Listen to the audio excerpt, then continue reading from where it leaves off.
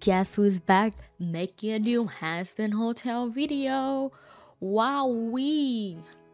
As you guys know, Hazbin Hotel Season 1 just came out fully by the time I record this. Obviously, I have some problem with the writing and the story and the pacing and oh my god, literally every single character and character design. But we are not here for that today, guys. No. Another problem that I have with this show, composition. I feel like I'm beating a dead horse by hating on the show because I don't hate the show. I want to love it. The thing is, my frustration comes from the fact that I want to like it. I have been a vivziepop fan since 8 years ago, 2015-2016.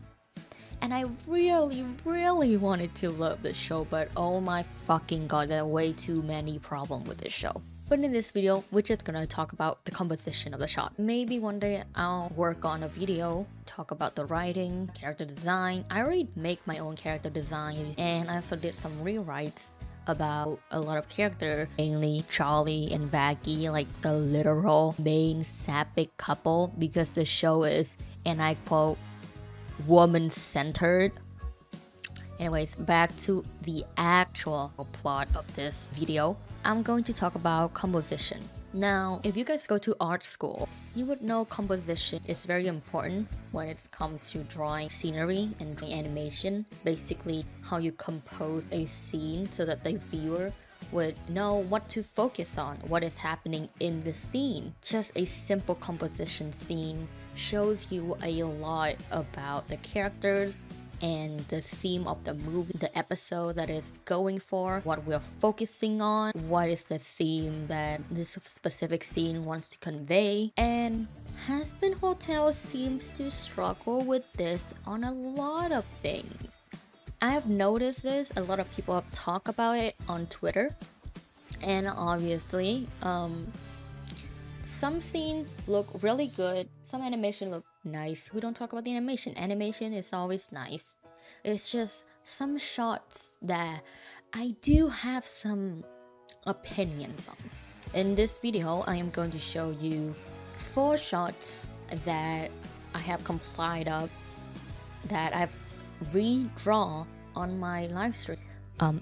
Shameless promotion, twitch.tv/dangineo. So one of the first shots that we are going to tackle today is the scene where they are all drinking, they're all talking, and in the scene you can see Vaggie and Charlie talking in the front while Hus, Angel Dust, and Cherry Bomb is talking in the back. It's a wholesome scene. It's supposed to show how much they are like bonding and such. It could work, but the composition did not work.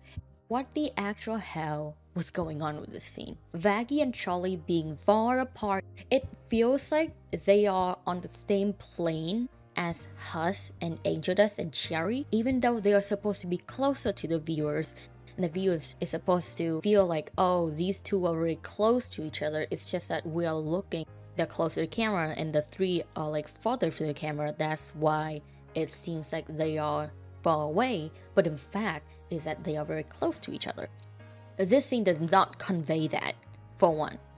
They all look flat on a black background. There's no volume, no 3D aspect towards any of these characters. And it's also feel very cramped, you know? Like Cherry Bombs just fit there as if she just got copy and paste in there, right?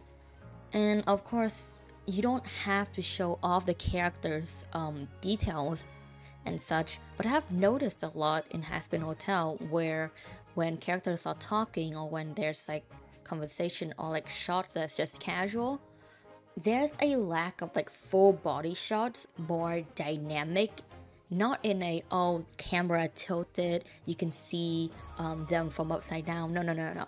It meant more like you can see the background and the world behind it. It feels more lively than character on a flat background. Those shots are supposed to show you how, like, what the environment is. These shots, especially this one, does not convey that. The rule of 3 is very simple. 3 blocks that you follow. And I think they were trying to follow with that. It doesn't work because they didn't take into consideration the 3D aspect of it. And because of the lack of lighting and shading, it does make the shot very flat. So what I did was that I tried to draw the background first. We had an understand of how long, how big the room is, to show the viewers, hey, this is actually a room and not just a flat 2D background. And then after that, I try to compose the character into the lines, close up on the left and then further away on the right and such like that. There's like a thing where people's eyes would focus on the thing that's closest to them and then move from that eye line, go to the side and get to see the other characters.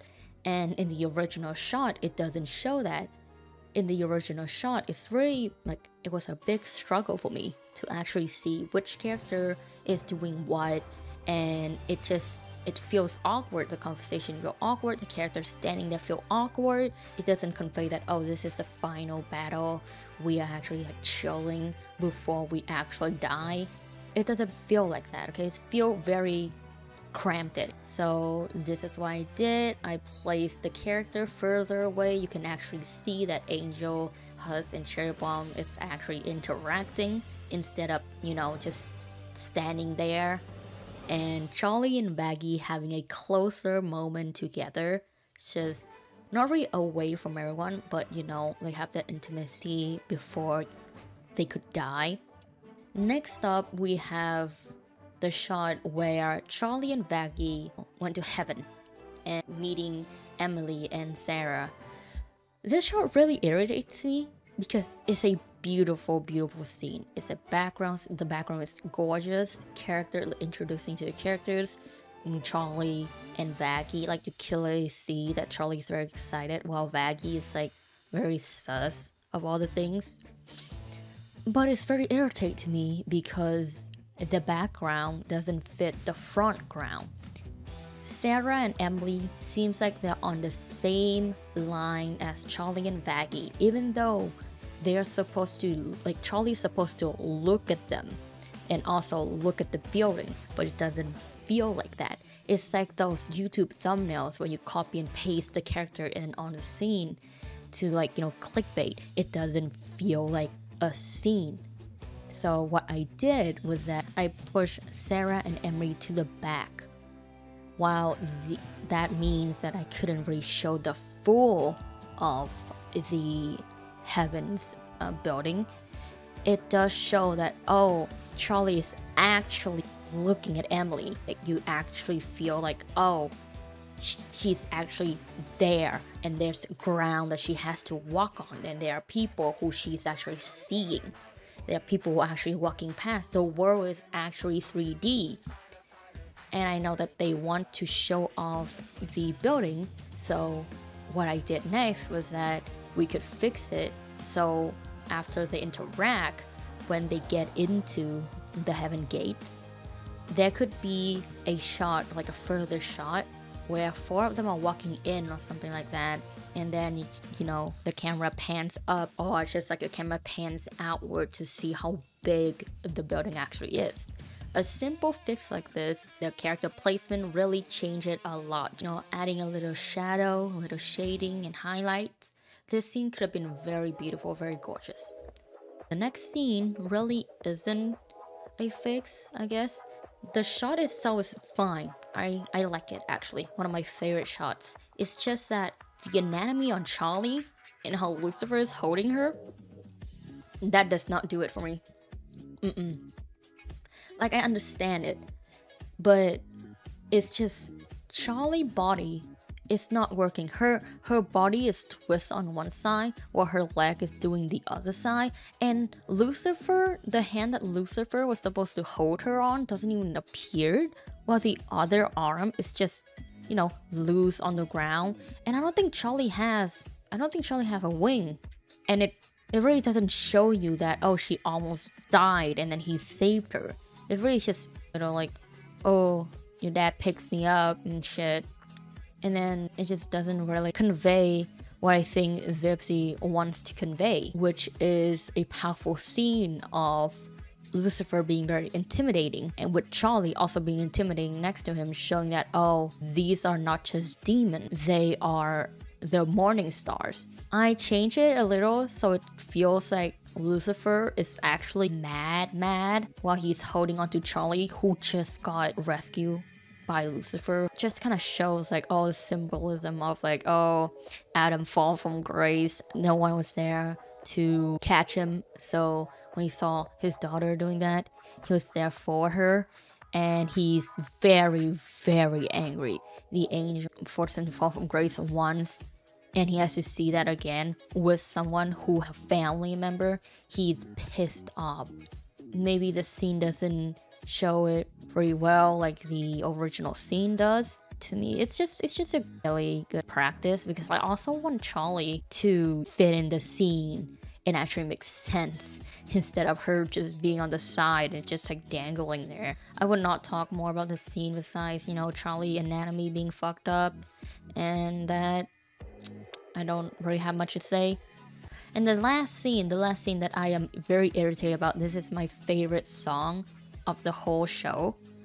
Respectless is like my favorite song, because I absolutely love Velvet in the pilot. She's absolutely gorgeous, even though she has no line at all, and I found her character very interesting. When it came to the song number in this scene, she looks like she's 3 apples tall compared to other overlords. And I understand the wolf was supposed to be a giant.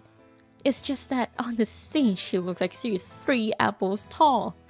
It's like if Rosie stands up, she would at least be able to pick Velvet up and lift her off her feet.